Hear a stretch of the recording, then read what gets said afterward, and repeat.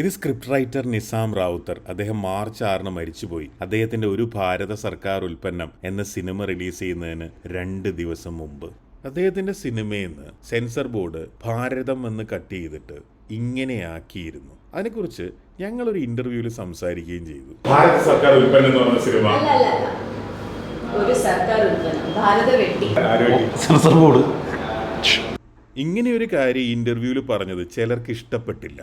അല്ല, ആ ഒരു മനോഭാവം കൊണ്ട് തന്നെയായിരിക്കാം ചിലപ്പോൾ ഈ ഭാരതം എന്നുള്ള പേര് പോയതും.